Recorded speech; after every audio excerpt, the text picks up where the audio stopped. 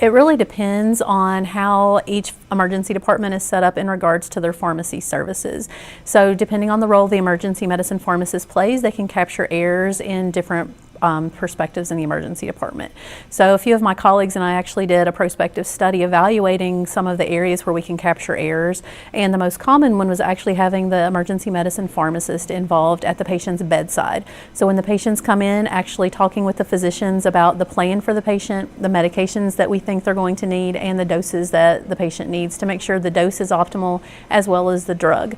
In addition to that, we also make sure that the medication actually gets to the patient so that there's not a delay in the patient getting the medication. So that way the pharmacy process comes full circle in the emergency department.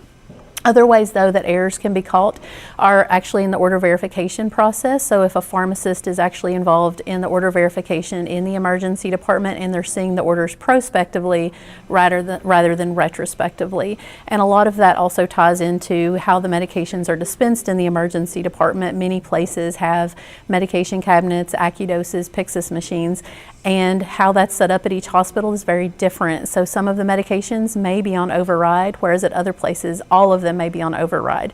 If they're all on override, there's a lot more risk for medication errors to occur. So that's where being at bedside is more important than trying to capture the errors when you're reviewing the orders, because the medication may have actually already made it to the patient in that regard. Other ways to capture them are when pharmacists are actually involved in interviewing patients and talking to them about what medications they're on at home, because many patients actually come to the emergency department because of a medication that's been newly started, a dose that was incorrect, or a misfill at a retail pharmacy, or an error that occurred when the doctor prescribed the medication. So the prescription or the prescribing phase is actually the most common phase for the error to occur, which is why it's important for the pharmacist to be at bedside, but there are places along the way where you can capture them as well.